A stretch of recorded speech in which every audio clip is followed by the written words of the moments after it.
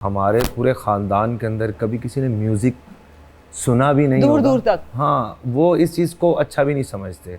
मेरी जो जर्नी है वो ऐसी है कि मतलब कि मुझे किसी ने सपोर्ट नहीं किया, और हत्ता कि अगर मैंने अपना पहला गाना रिलीज़ किया था तो मैं अपनी फैमिली से भी बाहर हो गया था जी जी। इस चीज़ को लेकर। कि उन्होंने कहा भाई इसको हाँ, फैमिली से ही आउट कर दो। ये मरासी है, हमारे ख़ानदान में नहीं पैदा होते। अच्छा। सो लोगों के ये कमेंट भी हैं। एक भाई हैं, उन्होंने किसी चैनल के ऊपर ये तक बोला हुआ, उनका अपना यूट्यूब चैनल है कि इनके अब्बा बहुत बड़े इंडिया तक गाना गा के आए हैं, बहुत बड़े म्यूजिशियन है, ये उनकी पर्ची है। और आई वाज शॉक्ड, भाई मेरा बाप कैसे, भाई किधर? बिल्कुल एक आम इंसान है। और आज जैन ने हमारे प्लेटफॉर्म से क्लियर कर लिया कि जो लोग पर्ची कह रहे हैं, या जो लोग इतने जल्दी जो है ना अपना पॉइंट ऑफ व्यू दे देते हैं या आपको अक्यूज़ करते हैं उस चीज़ के लिए जो आपने नहीं की होती है, उससे आपका कोई ताल्लुक नहीं होता, कि हमारे यहाँ बहुत कॉमन है। और फिर इस तरह की स्पेकुलेशंस कि जी ये तो पर्ची है, आप इधर से सुने और इधर से निकालें। अभी तो आप इस फील्ड में नए नए आए हैं, अभी आप बड़ी बातें सुनेंगे। अच्छा, वैसे पेशावर में ना जैसे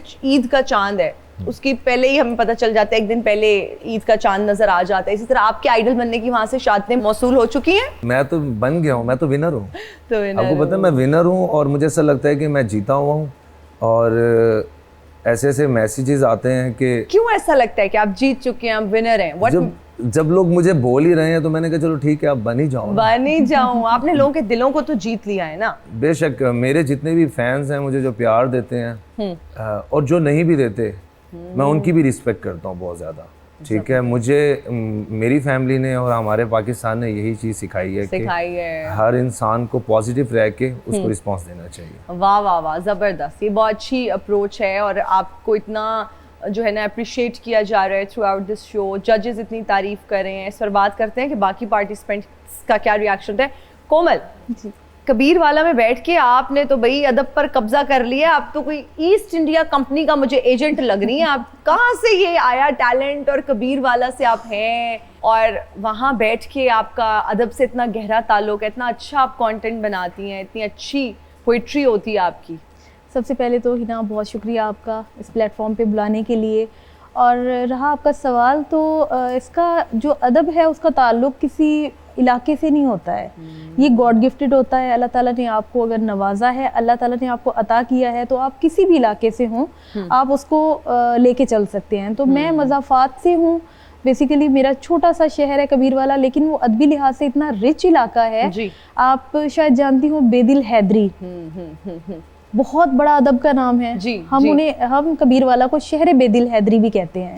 अच्छा, एक्टर हो, सिंगर हो, आर्टिस्ट हो, जब तक वो लाहौर नहीं आता ना उसको शोहरत नहीं मिलती, उस तरह से पहचान नहीं मिलती। आप आजकल की जो शोहरत है इसे सोशल मीडिया का करिश्मा कहेंगी या फिर अदब का मोज़ा कहेंगी? अच्छा, ये दोनों चीज़ें हो सकती हैं। सबसे पहले तो अगर आपके अंदर हुनर है तो वो कहीं से भी अपने आप को बनवा लेगा। ठीक है, प्लेटफॉर्म तो जाहिर है ज़रूरी होता है, लेकिन अगर आपके अंदर हुनर नहीं है तो आपका कोई प्लेटफॉर्म जो है वो आपको कोई वैल्यू नहीं दे सकता है।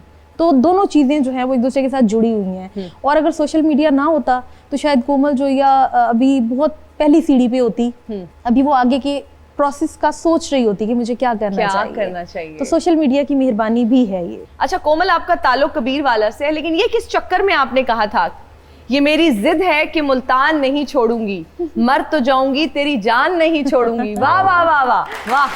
अच्छा, क्यों कहा, किसके लिए कहा? मैं असल में मेरी शादी हुई तो मैं पीर महल के इलाके से, वो भी एक मज़ाफ़ाती गांव है छोटा सा। अच्छा। तो मेरा वहाँ क़याम था और मेरे जो हस्बैंड है उनकी जॉब मुल्तान में थी। अच्छा। तो जब छुट्टियाँ होती थी ऑब्वियसली या तो उनका चक्कर लगता था गाँव का या हमारा मुल्तान का चक्कर लगता था। तो मैं एक बार मुल्तान उनसे मिल के जब वापस जा रही थी तो बड़े दुखी दिल के साथ और बड़े मतलब ज़ाहिर है ख्वाहिश थी कि अपने हस्बैंड के साथ क़याम होना चाहिए मेरा। तो वो गाड़ी में जब मैं बैठी तो मेरे आंसू आंखों में जो है वो भरे हुए, और मैंने बड़े दुखी दिल के साथ ये शेर लिखा था हार्ट के कि साथ। ये मेरी जिद है कि मुल्तान नहीं छोड़ूंगी, मर तो जाऊंगी तेरी जान नहीं छोड़ूंगी। वाह वाह। अच्छा, हमारे भाई साहब को इसका क्रेडिट जाता है, आपको इतना कॉन्फिडेंस दिया। और आप मैरिड हैं, आपके हस्बैंड माशाल्लाह, आपकी बच्चियां भी हैं, अब तो पढ़ती हैं। जी, मुझे पता चले आप और बेटियां इकट्ठी यूनिवर्सिटी जाती हैं। जी बिल्कुल ऐसा ही है। क्या सिलसिला चल रहा है कि क्या चक्कर है? ये हिना मैंने ना पॉलिटिकल साइंस में मास्टर्स ऑलरेडी किया अच्छा, हुआ था, ओके। बीएड भी किया हुआ था, और मैंने एज ए टीचर 18 साल में प्रोफेशनल फील्ड में रही हूँ, as a coordinator, as a vice principal. अच्छा। उसके बाद मेरा क्योंकि उर्दू अदब से ताल्लुक है, तो मेरी ख्वाहिश थी कि मैं एमफिल करूँ, लेकिन जाहिर है उर्दू अदब में मैं नहीं कर सकती थी, पॉलिटिकल साइंस में मुझे करना पड़ता। तो वो फिर मुझे ये डिसाइड करना पड़ा कि पहले मैं बीएस उर्दू करूँ, और क्योंकि मुझे सहूलत ये मिल रही थी कि एडीपी के थ्रू मैं सिर्फ 4 सेमेस्टर्स में अपना बीएस कंप्लीट कर सकती थी। सो मेरा बीएस कंप्लीट होने वाला है, फाइनल सेमेस्टर है मेरा। अरे वाह। और उसके बाद इंशाल्लाह ताला एमफिल, और अगर जिंदगी रही तो इंशाल्लाह all the very best. Thank you. आपकी सोच इतनी अच्छी है, आपका इरादा इतना अच्छा है, और आप में इतनी वो है ना काम करने की लगन है, और आप अभी भी पढ़ रही हैं, तो बहुत ज़बरदस्त बात है। ज़ैन, आप हर जॉनरा को बहुत अच्छा गाते हो, आतिफ असलम हो, अली अजमत हो, तुफैल न्याजी हो, जिसको भी आपने गाया है, आपने उनके साथ प्रॉपर जस्टिस किया है। तो कितनी देर रियाजत करते रहे आप यहाँ आने से पहले, मतलब इस शो में आने से पहले, और इसको कितना, क्या प्रोफेशनली परसू कर रहे थे, क्या आपने प्रॉपर इसकी तालीम हासिल की, मौसीकी की? मैं ना सजाद अली साहब का इंटरव्यू देख रहा था, ओके। और ना उन्होंने ना अपने यूट्यूब चैनल के ऊपर ना एक क्लासेस के लिए प्रॉपरली ना एक एपिसोड उन्होंने डाले थे। अच्छा। सो उन्होंने ना एक बात बोली, उन्होंने कहा 2 सिंगर होते हैं, 2 लोग ऐसे होते हैं, एक होता है जो आके सीखता है दुनिया में, एक होता है जो माँ के पेट से सीख के आ जाता है। वाह।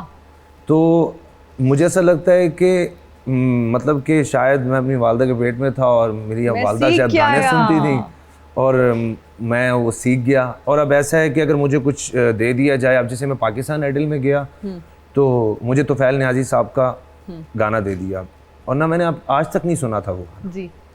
और आई वाज शॉक कि यार ये इतना तेज़ गाना है, ये 150 की बीट पे गाना है, और मैंने इसको लाइव परफॉर्म करना है, और मैं इसे कैसे करूँगा। और मैंने इसको पूरा 1 हफ्ता रियाज़ किया है, सुबह शाम।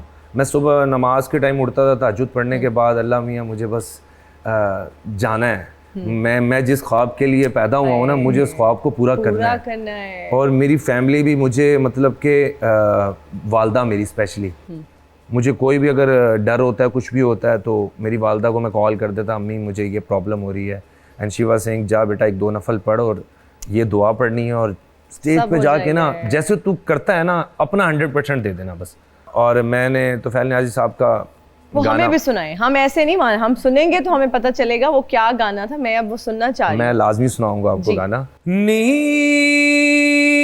मिले यार कहर विच भरया